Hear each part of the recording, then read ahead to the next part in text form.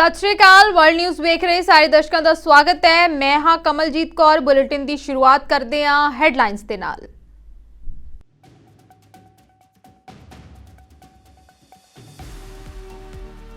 Israel ਅਤੇ Hamas ਜੰਗ ਨੂੰ ਅੱਜ 49ਵਾਂ ਦਿਨ ਜੰਗਬੰਦੀ ਦੀ ਉਮੀਦ ਜਾਰੀ। ਹਾਲਾਂਕਿ ਜੰਗਬੰਦੀ ਦੀ ਸਥਿਤੀ ਨਹੀਂ ਹੋਈ ਸਪਸ਼ਟ।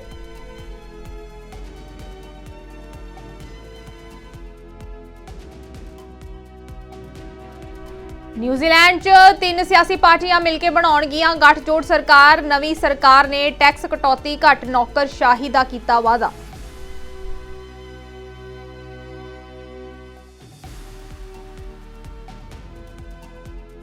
उत्तराखंड च सुरंग अंदर फसे मजदूरां लई बचाव कारज 13वें दिन भी जारी। अजे भी 41 मजदूर सुरंग दे अंदर फसे।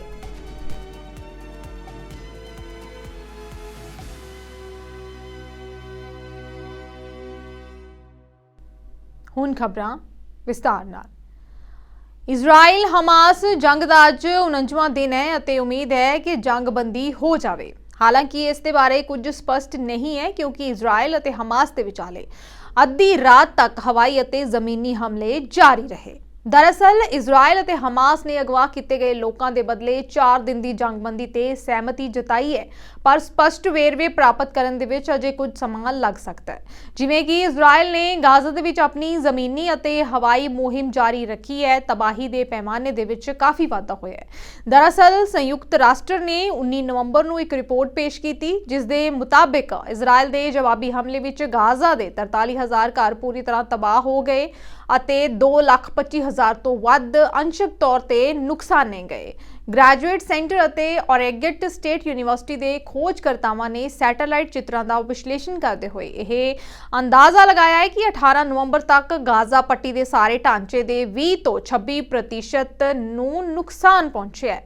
ਗਾਜ਼ਾ ਦੇ ਜਿਨ੍ਹਾਂ ਹਿੱਸਿਆਂ ਦੇ ਵਿੱਚ ਸਭ ਤੋਂ ਜ਼ਿਆਦਾ ਹਮਲੇ ਹੋਏ ਨੇ ਉਹਨਾਂ 'ਚ ਲਗਭਗ 40 ਤੋਂ 50% ਢਾਂਚੇ ਨੂੰ ਨੁਕਸਾਨ ਹੋਇਆ ਹੈ। ਇਸ ਦੌਰਾਨ ਹਸਪਤਾਲ ਦੇ ਨਿਯੰਤਰਿਤ ਸਿਹਤ ਮੰਤਰਾਲੇ ਦੇ ਮੁਤਾਬਿਕ ਗਾਜ਼ਾ ਪੱਟੀ ਵਿੱਚ ਮਰਨ ਵਾਲਿਆਂ ਦੀ ਗਿਣਤੀ 14,000 ਨੂੰ ਪਾਰ ਕਰ ਗਈ ਹੈ, ਜਿਨ੍ਹਾਂ ਦੇ ਵਿੱਚ 5,000 ਤੋਂ ਵੱਧ ਬੱਚੇ ਸ਼ਾਮਿਲ ਨੇ। ਸੰਯੁਕਤ ਰਾਸ਼ਟਰ ਦੇ ਅਧਿਕਾਰੀਆਂ ਦੀਆਂ ਰਿਪੋਰਟਾਂ ਦੇ ਮੁਤਾਬਿਕ ਗਾਜ਼ਾ ਵਿੱਚ ਵੀ 17 ਲੱਖ ਤੋਂ ਵੱਧ ਲੋਕ ਬੇਘਰ ਹੋ ਗਏ। ਯੂਰਪੀਅਨ ਕਮਿਸ਼ਨ ਦੇ ਮੁਤਾਬਿਕ ਗਾਜ਼ਾ ਦੁਨੀਆ ਵਿੱਚ ਸਭ ਤੋਂ ਸੰਘਣੀ ਆਬਾਦੀ ਵਾਲੇ ਸਥਾਨਾਂ ਵਿੱਚੋਂ ਇੱਕ ਹੈ। ਦਰਅਸਲ ਇੱਥੇ 100 ਵਰਗ ਮੀਟਰ ਦੇ ਵਿੱਚ 500 ਤੋਂ ਵੱਧ ਲੋਕ ਰਹਿੰਦੇ ਨੇ। ਇਸ ਦੇ ਨਾਲ ਹੀ ਇਹਨਾਂ ਹਮਲਿਆਂ ਦੇ ਕਾਰਨ 4 ਨਵੰਬਰ ਤੱਕ ਗਾਜ਼ਾ 'ਚ ਕਰੀਬ 50% ਘਰ ਪੂਰੀ ਤਰ੍ਹਾਂ ਤਬਾਹ ਹੋ ਗਏ ਅਤੇ ਨੁਕਸਾਨੇ ਗਏ, ਜਿਸ ਤੋਂ ਬਾਅਦ ਕਰੀਬ 2 ਲੱਖ ਲੋਕ ਬੇਘਰ ਹੋ ਗਏ। 7 ਅਕਤੂਬਰ ਨੂੰ ਹਮਾਸ ਦੇ ਹਮਲੇ ਤੋਂ ਬਾਅਦ ਜਦੋਂ ਤੋਂ ਇਜ਼ਰਾਈਲੀ ਫੌਜ ਨੇ ਜਵਾਬੀ ਕਾਰਵਾਈ ਸ਼ੁਰੂ ਕੀਤੀ ਹੈ, ਹਮਾਸ ਦੇ ਉਹਨਾਂ ਟਿਕਾਣਿਆਂ ਨੂੰ ਲਗਾਤਾਰ ਨੁਕਸਾਨ ਪਹੁੰਚਾਇਆ ਜਾ ਰਿਹਾ ਹੈ। ਜਾਣਕਾਰੀ ਦੇ ਮੁਤਾਬਿਕ ਉੱਤਰੀ ਗਾਜ਼ਾ 'ਚ 11 ਅਕਤੂਬਰ ਤੋਂ ਬਿਜਲੀ ਅਤੇ ਤੇਲ ਦੀ ਕਮੀ ਹੈ। ਮਨੁੱਖੀ ਮਾਮਲਿਆਂ ਦੇ ਤਾਲਮੇਲ ਲਈ ਸੰਯੁਕਤ ਰਾਸ਼ਟਰ ਦੇ ਦਫ਼ਤਰ ਤੋਂ ਮਿਲੀ ਜਾਣਕਾਰੀ ਦੇ ਮੁਤਾਬਿਕ ਉੱਤਰੀ ਗਾਜ਼ਾ ਦੇ ਵਿੱਚ ਇੱਕ ਹਸਪਤਾਲ ਨੂੰ ਛੱਡ ਕੇ ਬਾਕੀ ਸਾਰੇ ਤੇਲ ਦੀ ਘਾਟ ਨਾਲ ਬੰਦ ਕਰਨੇ ਪਏ।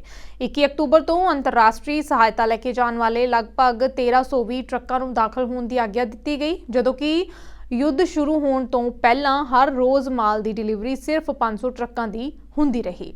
ਅੰਤਰਰਾਸ਼ਟਰੀ ਪੱਧਰ ਤੇ ਅਧਿਕਾਰੀਆਂ ਨੇ ਚੇਤਾਵਨੀ ਦਿੱਤੀ ਹੈ ਕਿ ਸਥਿਤੀ ਨੂੰ ਕਾਬੂ ਹੇਠ ਕਰਨ ਲਈ ਹੋਰ ਬਹੁਤ ਕੁਝ ਕਰਨ ਦੀ ਲੋੜ ਹੈ।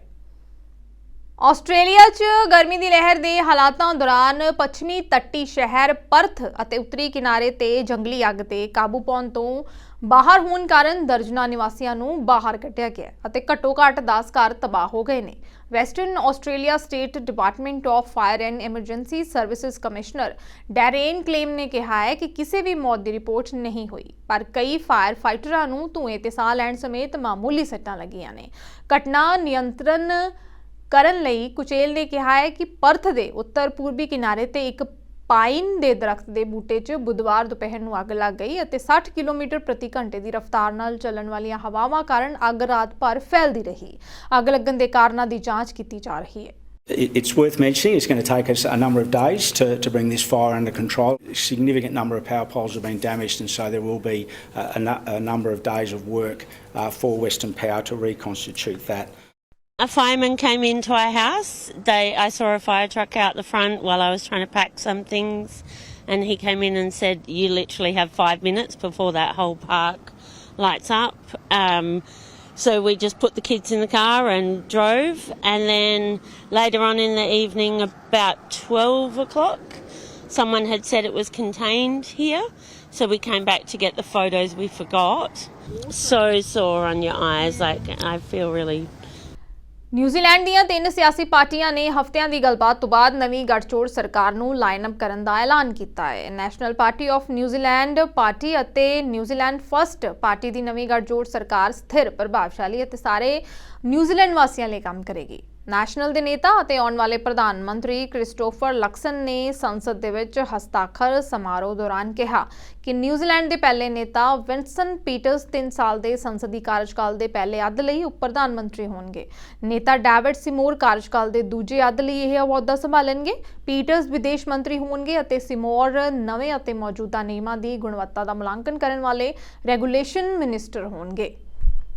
Thank you to all of you for your patience and your understanding and the wait for this government to be formed over the last 20 days. I think it is a real credit to New Zealanders that we now handle the MMP process with such calmness and maturity. I also want to thank Chris Hipkins and the outgoing caretaker government for all of their assistance during this transition. And also on behalf of the country, I want to thank the public service for so calmly keeping on during this period. The new government is looking forward to working with you and to delivering the government's program and to getting things done for Kiwis. I said on election night that we would be a government that would deliver for every New Zealander, regardless of who we are, where we are, and whatever our life circumstances are. How we do that has been at the very core of our negotiations.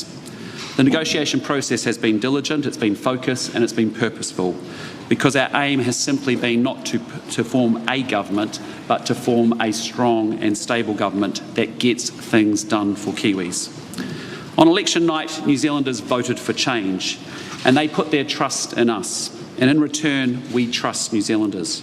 We believe in this country, we are ambitious for it, and we know that with the right leadership, the right policies, and the right direction, together, New Zealanders can make this an even better country. I'm here with ACT leader David Seymour and also New Zealand First leader Winston Peters, and I want to publicly thank both of them for the way in which our negotiations were conducted so professionally and with goodwill and with good faith on all sides.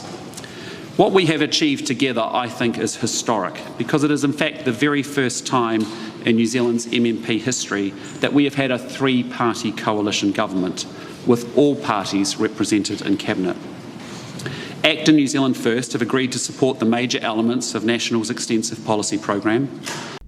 ਤੇ ਉਧਰ ਉੱਤਰਾਖੰਡ ਦੇ ਵਿੱਚ ਸੁਰੰਗ ਅੰਦਰ ਫਸੇ ਮਜ਼ਦੂਰਾਂ ਨੂੰ 13ਵੇਂ ਦਿਨ ਵੀ ਬਾਹਰ ਨਹੀਂ ਕੱਢਿਆ ਜਾ ਸਕਿਆ। ਬਚਾਅ ਕਾਰਜ ਅਜੇ ਵੀ ਜਾਰੀ ਨੇ। ਸੁਰੰਗ ਮਾਹਰ ਆਰਨੋਲਡ ਡਿਕਸ ਨੇ ਕਿਹਾ ਹੈ ਕਿ 41 ਵਿਅਕਤੀਆਂ ਨੂੰ ਬਚਾਉਣ ਲਈ ਨਿਗਰਾਨੀ ਦਾ ਕੰਮ ਚੱਲ ਰਿਹਾ ਹੈ। ਉਸ ਦਾ ਕਹਿਣਾ ਹੈ ਕਿ ਘਟਨਾ ਨੂੰ ਇੱਕ ਸਬਕ ਦੇ ਵਜੋਂ ਲੈਣਾ ਚਾਹੀਦਾ ਹੈ। ਇਸ ਘਟਨਾ ਤੋਂ ਅਸੀਂ ਭਾਰਤ ਅਤੇ ਦੁਨੀਆ ਲਈ ਕੁਝ ਨਵਾਂ ਸਬਕ ਸਿੱਖਾਂਗੇ ਤਾਂ ਜੋ ਅੱਗੇ ਜਾ ਕੇ ਅਜਿਹੀਆਂ ਘਟਨਾਵਾਂ ਨਾ ਵਾਪਰ ਸਕਣ।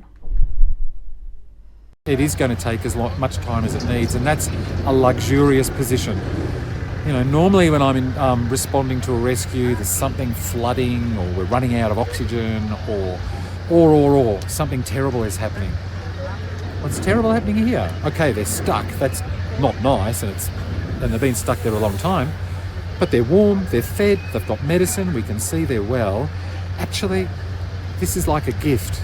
And it's a gift that I've never seen before, where we have the time to, amongst ourselves, develop appropriate, considered, risk management based strategies to get them out safe. And my sense is we're going to see 41 men safely. Is paused. We were hopeful that the Augur would have provided a route out for the 41 men who are inside the mountain. We were hopeful that was going to happen last night. It didn't. Then we thought it might happen this morning. It didn't. Then we thought it would happen this afternoon. It didn't. The situation is that the Augur has almost got there, and it now has become a little broken. And also we're auguring through an avalanche, and the avalanche includes vehicles, some of which I think might be French actually, but vehicles and iron and structural material. We've hit some things, so it's paused. We're doing some repairs. We're expecting to try again tomorrow, but we have a whole lot of other methods available to us to get the men out. The site preparations have been done, and the only reason that they're not occurring concurrently at the moment is that we are making sure that any one rescue mission doesn't compromise either the safety of the men who are in the mountain or the safety of the people who are performing the rescue. This is a question of course, government policy, and questions of policy are always hotly debated, with people throwing themselves on their swords, whichever particular position that they want. In my view, in a world where we know that we're suffering the effects of climate change and we're seeing different intensity and different nature storm events, what we also are noticing is that surface roads are failing badly. Traffic ਦੀ ਧਾਰਾ ਵਿੱਚ ਇੱਕ ਦੂਜੇ ਨੂੰ ਦੇਖਦੇ ਹੋਏ ਵਿਰੋਧੀ ਪਾਕਿਸਤਾਨੀ ਬਿਰਿਆਨੀ ਦੀਆਂ ਦੁਕਾਨਾਂ ਗਾਹਕਾਂ ਲਈ ਮੁਕਾਬਲਾ ਕਰਦੀਆਂ ਨੇ। ਮੀਟ, ਚੌਲਾਂ ਅਤੇ ਮਸਾਲਿਆਂ ਦਾ ਇੱਕ ਸ਼ਾਨਦਾਰ ਮਿਸ਼ਰਣ ਪੇਸ਼ ਕਰਦੀਆਂ ਨੇ ਜੋ ਦੱਖਣੀ ਏਸ਼ੀਆਈ ਲੋਕਾਂ ਦੇ ਵਿੱਚ ਖਿੱਚ ਦਾ ਕੇਂਦਰ ਹੈ। ਕਰਾਚੀ ਵਿੱਚ ਜਿੱਥੇ ਪਾਕਿਸਤਾਨ ਬਣਨ ਤੋਂ ਬਾਅਦ ਬਿਰਿਆਨੀ ਦਾ ਕਰੇਜ਼ ਤੇਜ਼ੀ ਨਾਲ ਵਧਿਆ ਹੈ, ਕਰਾਚੀ ਦਾ ਇੱਕ ਮਸ਼ਹੂਰ ਰੈਸਟੋਰੈਂਟ ਵੀ ਬਿਰਿਆਨੀ ਪਰੋਸਦਾ ਹੈ। ਰੈਸਟੋਰੈਂਟ ਮੁਹੰਮਦ ਸਾਕਿਬ ਨੇ ਆਪਣੀ ਬਿਰਿਆਨੀ ਦੀ ਤਾਰੀਫ ਕਰਦਿਆਂ ਇਸ ਨੂੰ ਬੋਨ ਮੈਰੋ ਬਿਰਿਆਨੀ ਅਤੇ ਜੜੀ ਬੂਟੀਆਂ ਨਾਲ ਜੋੜਿਆ। ਉਹਨਾਂ ਆਖਿਆ ਹੈ ਕਿ ਸਾਡੀ ਬਿਰਿਆਨੀ ਨਾ ਸਿਰਫ ਉਹਨਾਂ ਨਾਲੋਂ ਵੱਖਰੀ ਹੈ, ਸਗੋਂ ਦੁਨੀਆ ਦੇ ਵਿੱਚ ਵੀ ਵਿਲੱਖਣ ਹੈ। ਜਦੋਂ ਕੋਈ ਵਿਅਕਤੀ ਇਸ ਨੂੰ ਖਾਂਦਾ ਹੈ ਤਾਂ ਉਹ ਸਵਾਦ ਦੀ ਦੁਨੀਆ ਦੇ ਵਿੱਚ ਡੁੱਬ ਜਾਂਦਾ ਹੈ। इसलिए पाकिस्तान में क्या पूरी दुनिया के अंदर लोग बिरयानी के फैंस हैं, क्योंकि पाकिस्तान जैसी बिरयानी कहीं नहीं मिलती। जब ये बंदा खाता है तो माशाल्लाह जाएगी दुनिया के अंदर डीप होता चले जाता है। ये बॉन मेरो का माशाल्लाह से मैजिक है, अल्लाह की रहमत से। हमारी अपनी पर्सनल और सीक्रेट रेसिपी है, मतलब हमने किसी को आज तक कॉपी नहीं किया। एक दफ़ा आप कराची की बिरयानी खा लेंगे तो फिर आपको कहीं और की अच्छी नहीं लगेगी, क्योंकि कराची की biryani, Karachi is I think famous for biryani. माशाल्लाह अच्छा लगता है हमें कि लोगों तक हमारी बिरयानी पहुंचती है और हम भी खुशी महसूस करते हैं कि गरीब लोग हमारी बिरयानी खाएंगे। चिकन मेनली अगर मैं इसको स्प्लिट करूँ तो बीफ और चिकन में, इसके अलावा फिर पुलाव बिरयानी जो है वो एक प्योर दिल्ली वालों की है, क्योंकि मेरा ताल्लुक भी दिल्ली से है। तो हमारी जो एक मदर अगर मैं बिरयानी की कहूँ तो वो पुलाव बिरयानी थी। फिर ये ਅਮਰੀਕਾ ਅਤੇ ਕੈਨੇਡਾ ਨੂੰ ਜੋੜਨ ਵਾਲੇ ਪੁਲ ਤੇ ਇੱਕ ਵਾਹਨ 'ਚ ਧਮਾਕਾ ਹੋਣ ਕਾਰਨ 2 ਲੋਕਾਂ ਦੀ ਮੌਤ ਹੋ ਗਈ। ਇਸ ਦੇ ਨਾਲ ਹੀ ਦੋਵਾਂ ਦੇਸ਼ਾਂ ਦੇ ਵਿਚਾਲੇ ਆਵਾਜਾਈ ਵੀ ਬੰਦ ਕਰ ਦਿੱਤੀ ਗਈ ਹੈ।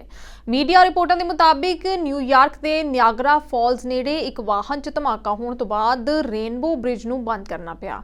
ਫਿਲਹਾਲ FBI ਇਸ ਮਾਮਲੇ ਦੀ ਜਾਂਚ ਕਰ ਰਹੀ ਹੈ ਅਤੇ ਅੱਤਵਾਦੀ ਹਮਲੇ ਦੇ ਦ੍ਰਿਸ਼ਟੀਕੋਣ ਤੋਂ ਵੀ ਇਸ ਨੂੰ ਵੇਖਿਆ ਜਾ ਰਿਹਾ ਹੈ। ਹਾਲਾਂਕਿ ਅਧਿਕਾਰੀਆਂ ਦੇ ਮੁਤਾਬਿਕ ਅਜਿਹਾ ਲੱਗ ਨਹੀਂ ਰਿਹਾ ਕਿ ਇਹ ਅੱਤਵਾਦੀ ਹਮਲਾ ਹੋਵੇ। ਨਿਊਯਾਰਕ ਦੀ ਕੈਥੀ ਓਚੂਲ ਨੇ ਵੀ ਇਸ ਨੂੰ ਅੱਤਵਾਦੀ ਘਟਨਾ ਕਰਾਰ ਨਹੀਂ ਦਿੱਤਾ।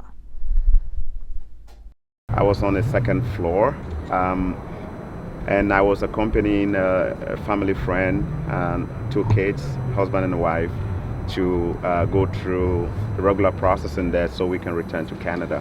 Okay. And just around 11:23, we heard the sound from the outside like a bomb. And not to say it was a bomb, by the way. And everybody rushed to the window just to see what was happening.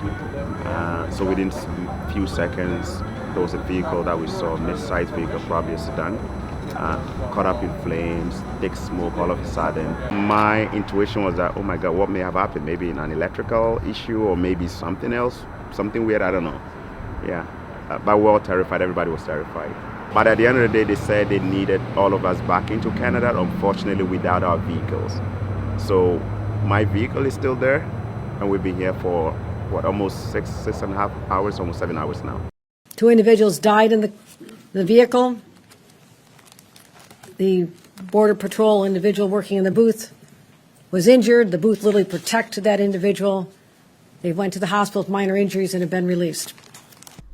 ਸਹਿਰ ਅਵਾਦ ਆਪਣੇ 2 ਭਤੀਜਿਆਂ ਨਾਲ ਜਾਨ ਬਚਾ ਕੇ Gaza ਤੋਂ ਬਾਹਰ refugee camp ਦੇ ਵਿੱਚ ਜ਼ਿੰਦਗੀ ਬਿਤਾ ਰਹੀ ਹੈ। ਇਜ਼ਰਾਈਲੀ ਬੰਬਾਰੀ ਦੇ ਲਗਭਗ 7 ਹਫ਼ਤਿਆਂ ਦੇ ਵਿੱਚ ਉਸ ਦੇ ਪਰਿਵਾਰ ਦੇ ਘੱਟੋ-ਘੱਟ 80 ਮੈਂਬਰ ਮਾਰੇ ਗਏ।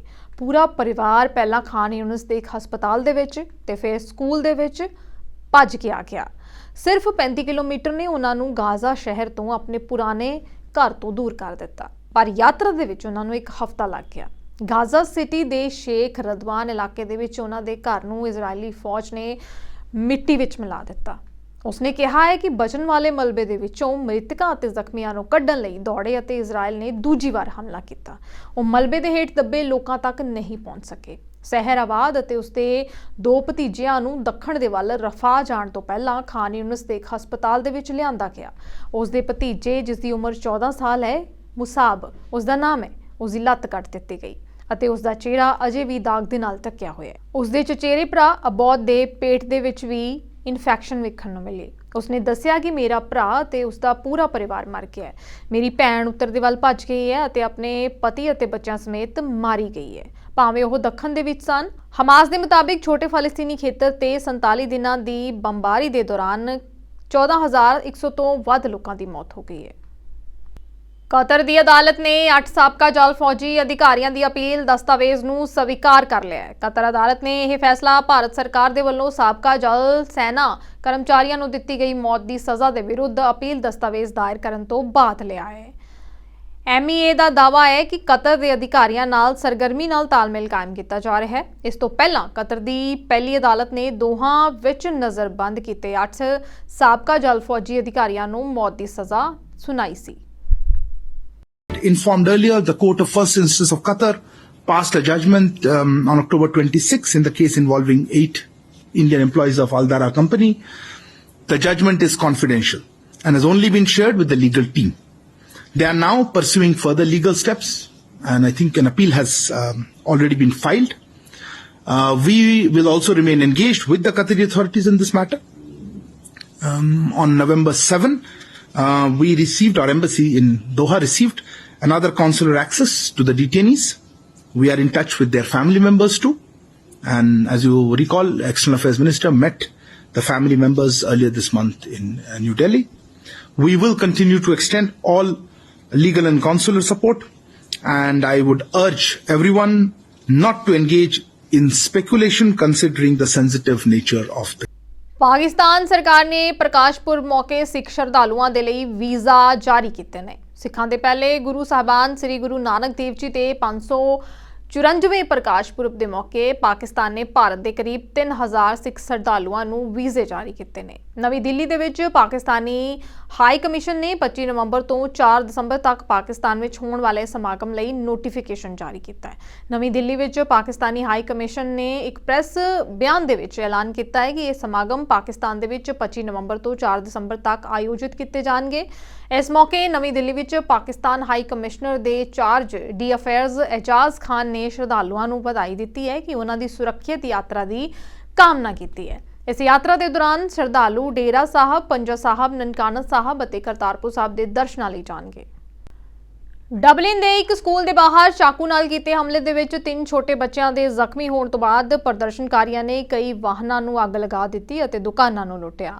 ਉਹਨਾਂ ਨੇ ਪੁਲਿਸ ਦੀ ਵੀ ਕੁੱਟਮਾਰ ਕੀਤੀ ਹੈ। ਭੀੜ ਨੇ ਸੜਕਾਂ ਤੇ ਆਤਿਸ਼ਬਾਜ਼ੀ ਵੀ ਕੀਤੀ ਅਤੇ ਨਾਅਰੇਬਾਜ਼ੀ ਵੀ ਕੀਤੀ। ਉਹ ਕੋਲਨ ਬ੍ਰਿਜ ਦੇ ਨੇੜੇ ਲਿਫੇ ਨਦੀ ਦੇ ਨੇੜੇ ਇੱਕ ਸੜੀ ਹੋਈ ਕਾਰ ਅਤੇ ਬੱਸ ਤੋਂ ਅੱਗ ਦੀਆਂ ਲਪਟਾਂ ਉੱਠੀਆਂ। ਸ਼ਹਿਰ ਦੀ ਇੱਕ ਮੁੱਖ ਸ਼ਾਪਿੰਗ ਸਟਰੀਟ ਦੇ ਵਿੱਚ ਦੁਕਾਨਾਂ ਵੀ ਲੁੱਟੀਆਂ ਗਈਆਂ। ਇਹ ਇਸ ਸਾਲ ਦੀ ਸਭ ਤੋਂ ਖਤਰਨਾਕ ਘਟਨਾ ਸੀ। ਉੱਤਰੀ ਮੱਧ ਡਬਲਿਨ ਦੇ ਪਾਰਨੇਲ ਸਕੁਆਇਰ ਈਸਟ ਦੇ ਵਿੱਚ ਇੱਕ 5 ਸਾਲਾ ਬੱਚੀ ਦੇ ਚਾਕੂ ਮਾਰਨ ਦੌਰਾਨ ਗੰਭੀਰ ਰੂਪ ਦੇ ਵਿੱਚ ਜ਼ਖਮੀ ਹੋਣ ਤੋਂ ਬਾਅਦ ਵਿਰੋਧ ਪ੍ਰਦਰਸ਼ਨ ਤੇਜ਼ੀ ਦੇ ਨਾਲ ਹੋ ਗਏ ਨੇ। ਇਸ ਤੋਂ ਇਲਾਵਾ ਘਟਨਾ ਤੋਂ ਬਾਅਦ 2 ਹੋਰ ਬੱਚਿਆਂ ਅਤੇ 2 ਨੌਜਵਾਨਾਂ ਨੂੰ ਹਸਪਤਾਲ ਲਿਜਾਇਆ ਗਿਆ।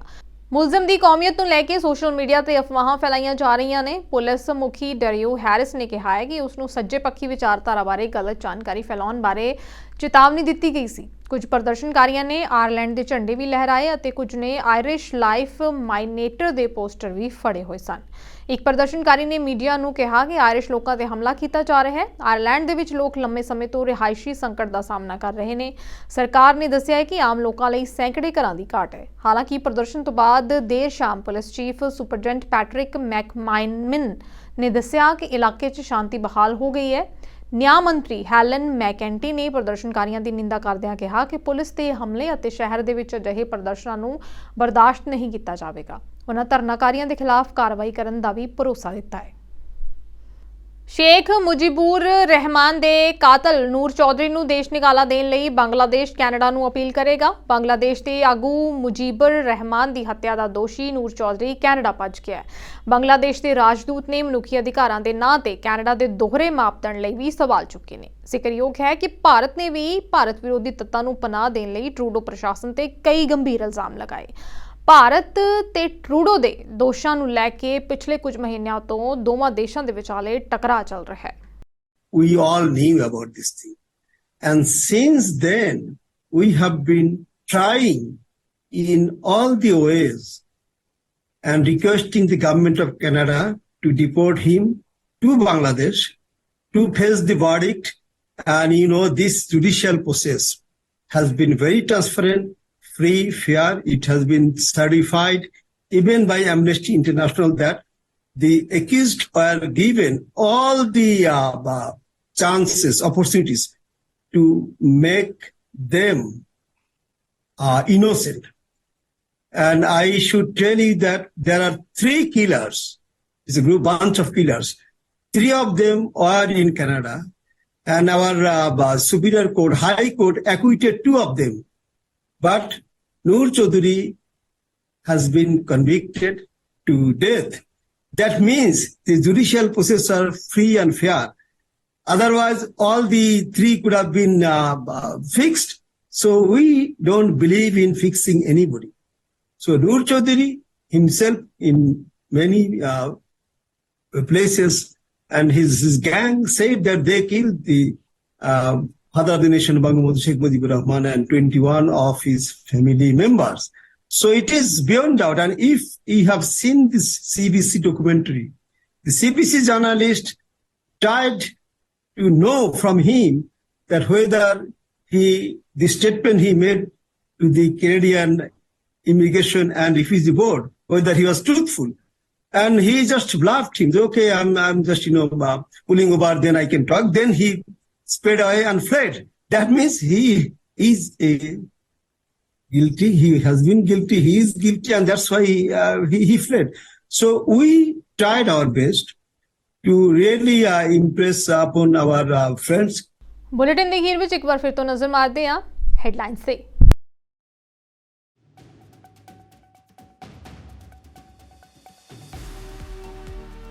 ਇਜ਼ਰਾਈਲ ਅਤੇ ਹਮਾਸ ਜੰਗ ਨੂੰ ਅੱਜ 49ਵਾਂ ਦਿਨ ਜੰਗਬੰਦੀ ਦੀ ਉਮੀਦ ਜਾਰੀ। ਹਾਲਾਂਕਿ ਜੰਗਬੰਦੀ ਦੀ ਸਥਿਤੀ ਨਹੀਂ ਹੋਈ ਸਪਸ਼ਟ।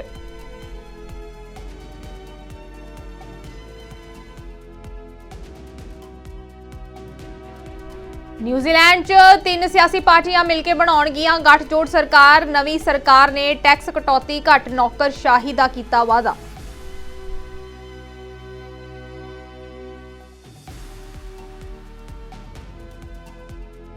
उत्तराखंड च सुरंग अंदर फसे मजदूरों लई बचाव कारज 13वें दिन भी जारी। अजे भी 41 मजदूर सुरंग दे अंदर फसे।